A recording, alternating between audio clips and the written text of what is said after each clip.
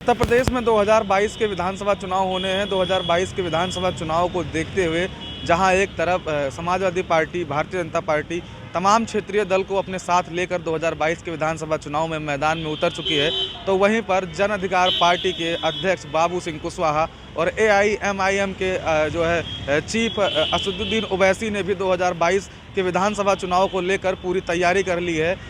ओवैसी और जो है जन अधिकार पार्टी के अध्यक्ष बाबू सिंह कुशवाहा ने मिलकर एक मोर्चा बनाया है। इस मोर्चा में जो है 5 पार्टियां शामिल हैं: जन अधिकार पार्टी, जनशक्ति पार्टी, बहुजन शक्ति पार्टी और AIMIM के चीफ ओवैसी समेत ये पांचों पार्टियां मिलकर 2022 के विधानसभा चुनाव में पूरी रणनीति के साथ 2022 का विधानसभा चुनाव लड़ने की तैयारी कर रही हैं।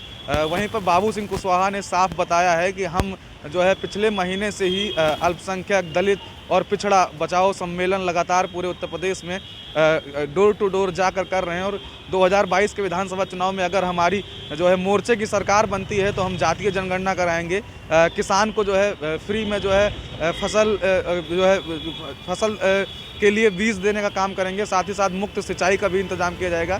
हमारी सरकार बनने पर हम लाखों की संख्या में हर साल नौजवानों को रोजगार देने का काम करेंगे। जिस तरीके से भारतीय जनता पार्टी और पिछली सरकार में समाजवादी पार्टी में किसान परेशान रहे, तो अगर हमारी सरकार बनती है तो हम किसानों के हित में काम करेंगे। उन्होंने साफ कहा है कि समाजवादी पार्टी और भारतीय जनता पार्टी के बीच 2022 के विधानसभा चुनाव में जो लड़ाई दिख रही है, वो लड़ाई समाजवादी पार्टी और भारतीय जनता पार्टी के बीच नहीं रही है।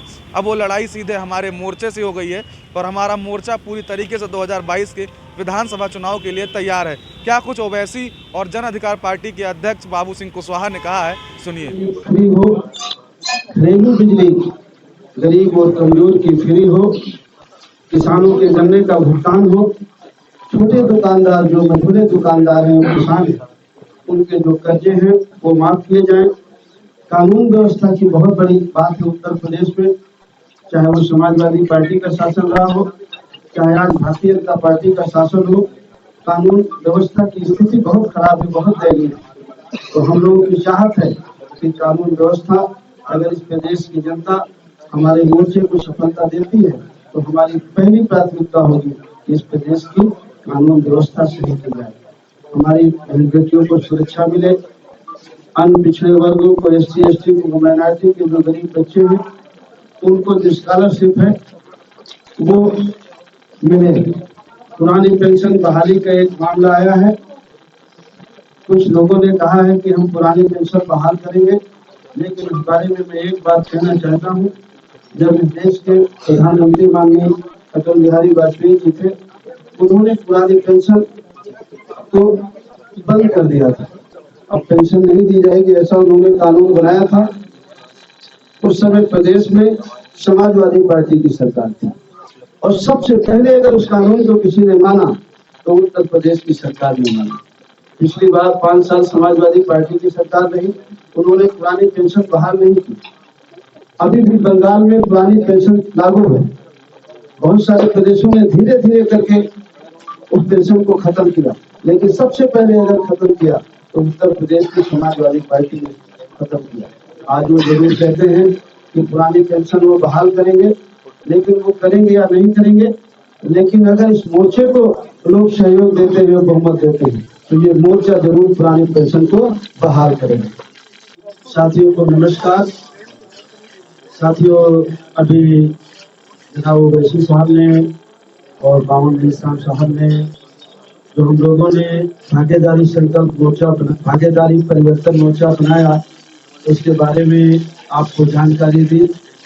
हम लोगों ने 5 पार्टियों ने मिल करके अभी ये भागीदारी परिवर्तन मोर्चा बनाया है। इसमें AIM ओवैसी साहब की पार्टी है, हमारी जन अधिकार पार्टी है, बावन में साहब का परिवर्तन मोर्चे की तरफ से है और बहुजन मुक्ति मोर्चा के साथी हमारे बैठे हुए हैं, बहुजन मुक्ति पार्टी के और भारतीय वंचित समाज पार्टी के आदरणीय रामचंद्र कश्यप जी है और जनता क्रांति पार्टी के अनिल चौहान जी हैं, कमलेश चौहान जी हैं। इन लोगों ने मिल करके हम लोगों ने अभी इस मोर्चे को बनाया है और कुछ साथी और हमसे संपर्क में हैं तो जल्दी हो 1-2 दिन में उनसे बात करके जो साथी मुझसे जुड़ना चाहेंगे उनको हम अपने साथ जोड़ेंगे। हमारे जो मोर्चे का लक्ष्य है, जिस विचारधारा के साथ हम लोग चल रहे हैं, हम बाबा साहब अम्बेडकर को मानने वाले लोग हैं, संविधान को मानने वाले लोग हैं। हमारी वही विचारधारा है जो संविधान की चाहत है, जो संविधान की मंशा है। हम संविधान वादी लोग हैं। हमारा पहला नारा है कि जिसकी जितनी संख्या भारी उसकी उतनी हिस्सेदारी। हम लोग जाति जनगणना कराने के पक्ष में हैं। एक समान शिक्षा पद्धति, निःशुल्क शिक्षा और अनिवार्य शिक्षा। नई शिक्षा नीति के आड़ में जैसे पिछले साल कोरोना महामारी की जब शुरुआत हुई और 2 महीने सबको पूरे देश को बंद करके अंदर रखा गया, उस 2 महीने में जो 4-5 कानून बने, एक कृषि का कानून बना जिसको अभी वापस लिया गया, 1 साल किसान आंदोलन करते रहे। उसी तरह कृषि के बाद बिजली का कानून बना, लेबर एक्ट बना और नई शिक्षा नीति भी बनी।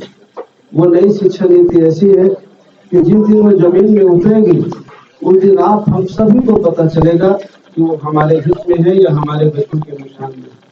हम जहाँ तक समझ पाते हैं वो नई शिक्षा नीति भी कृषि कानून की तरह वो भी हमारे और आपके बच्चों के हित में नहीं है। पिछड़ों का जो रिजर्वेशन रोका गया उसको शुरू किया, लेकिन पूरी तरह नहीं शुरू किया।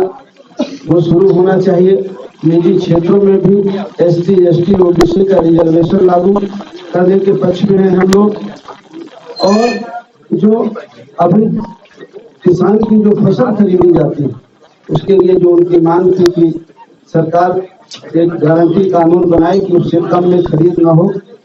हम चाहते हैं कि अगर इस देश प्रदेश की महान जनता हम लोग उत्तर प्रदेश में भागीदारी परिवर्तन मोर्चा को अगर अपना सहयोग और पक्ष देती है तो हम ये चाहेंगे कि उनकी उपज का सही मूल्य मिले, अच्छा मूल्य मिले, मूल्य की उसकी गारंटी दी जाए, किसानों को खाद भी सस्ता हो। है फर्स्ट फेज में कौन कहां से लड़ेगा, किस विधानसभा से लड़ेगा, सेकेंड फेज में, थर्ड फेज में, फोर्थ फेज में, फिफ्थ फेज में, 6, 7 ये सब तय हो चुका है। तो इसमें आपको कोई ताज्जुब या परेशानी की बात नहीं होनी चाहिए। ये तय हो चुका है। अभी वामन मिश्राम साहब ने और हमारे कन्वीनर साहब ने कहा कि 95% सीटों पर पूरा तय हो चुका है कौन कहां से लड़ेगा। ओवैसी साहब एक सवाल इधर से ले लीजिए। हम कहीं नहीं जा रहे। ओवैसी साहब एक सवाल मेरा है कि आपने कहा कि दलित सीएम और आपने कहा ओवैसी सीएम, सवाल ये मुस्लिम सीएम क्यों नहीं? पहला और दूसरा क्या चंद्रशेखर को भी साथ में ले रहे हैं क्या? ये 2 सवाल एक साथ है आपके लिए। नहीं, अब ये अभी आपके सामने अरे नहीं चंद्रशेखर के बारे में चंद्रशेखर का हमको टेलीफोन आ कि पूरे माहौल को देखते हुए और बीजेपी को क्योंकि हराना है इसलिए उन्हें इन चुनाव से दूर रहना चाहिए, उत्तर प्रदेश के चुनाव से दूर रहना चाहिए, ऐसा वो कह रहे हैं। उनकी राय हो सकती बोले विशाल। मेरा सवाल ये है कि कल प्रियंका गांधी वाड्रा ने जब प्रेस कॉन्फ्रेंस की तो उन्होंने कहा कि पोस्ट पोल अलायंस के लिए कांग्रेस के दरवाजे हैं वो खुले हुए हैं, और जब मुख्यमंत्री के बारे में पूछा गया तो उनका कहना था कि मुझसे ज्यादा बेहतर चेहरा आपको उत्तर प्रदेश में क्या नजर आता है? और ये भी कहा कि जरूरत पड़ेगी तो समाजवादी पार्टी को दे सकते हैं समर्थन। मैं कांग्रेस तरफ से कुछ नहीं बोल सकता। सज्जाद मोहम्मदी साहब ने आपको खुला खत लिखा है। No comment. मिश्रा जी के वो बहुत नो करीबी रहे हैं। कमेंट। No comment. ओवैसी साहब मेरा सवाल 10 मार्च को हमने मिलकर ये फैसला किया है कि हम लोग उत्तर प्रदेश के आने वाले विधानसभा में हम सब लोग मिलकर चुनाव में हिस्सा लेंगे और तकरीबन 95% सीट्स पर जहां पर हमारे कैंडिडेट होंगे किस पार्टी के होंगे वो तय हो चुका है। तीसरी बात हमने तय की है कि अगर उत्तर प्रदेश की जनता हमको अपने आशीर्वाद से, अपने दुआओं से और अपने वोटों से कामयाब करती है तो ये जो अलायंस बना है इसके कन्वीनर जनाब बाबू सिंह कुशवाहा साहब रहेंगे। और उसमें ये भी तय किया गया है कि अगर उत्तर प्रदेश की जनता इस अलायंस को, इस मोर्चे को सत्ता देती है तो ये तय हुआ है कि 5 साल के टेन्योर में 2 मुख्यमंत्री होंगे, एक ओबीसी समाज के और एक दलित समाज के। और 3 डिप्टी सीएम होंगे, जिसमें मुस्लिम समाज का भी एक डिप्टी सीएम होगा। तो ये 4 अहम बातें मुझे बताना था, आप तक पहुंचाना था। अब मैं माइक देता हूं जनाब बाबू सिंह कुशवाहा साहब को, मैं माइक देता हूं जनाब श्री वामन मिश्राम साहब को, जो राष्ट्रीय परिवर्तन मोर्चा के अध्यक्ष हैं। वो आपसे बात करेंगे। हमने कहा था कि हिस्सेदारी की लड़ाई है, और हमारे राष्ट्रीय स्पोक्स पर्सन आसिम खान साहब ने ये कहा था कि डिप्टी सीएम एक मुसलमान होना चाहिए। वही कंसिस्टेंटली हम लोग कह रहे हैं। राष्ट्रीय उलमा काउंसिल की बात नहीं की, पीस पार्टी से ना नई बात की, अभी आपने वामन मिश्रा साहब से सुना, ये दरवाजे खुले हैं। ठहरिए, वक्त इंतजार करिए, मालूम वीआईपी पार्टी भी आ रही है आपके साथ? जी, वीआईपी पार्टी भी आ रही है क्या हमारे दरमियान में? बाबू सिंह कुशवाहा साहब जन अधिकार पार्टी के अध्यक्ष हैं, जनाब वामन मिश्राम साहब राष्ट्रीय परिवर्तन मोर्चा के अध्यक्ष हैं, रामचरण कश्यप साहब भारतीय वंचित समाज पार्टी के, कमलेश चौहान साहब जनता क्रांति पार्टी के, परविंदर प्रताप सिंह नेशनल प्रेसिडेंट बहुजन मुक्ति पार्टी, और जनाब शौकत अली साहब जो AIM के यूपी के अध्यक्ष हैं। फिर से रिपीट करें, इस पे चल लेते हैं। कहां से लड़ेगा, किस विधानसभा से लड़ेगा, सेकेंड फेज में, थर्ड फेज में, फोर्थ फेज में, फिफ्थ फेज में, 6, 7, ये सब तय हो चुका है। तो इसमें आपको कोई ताज्जुब या परेशानी की बात नहीं होनी चाहिए।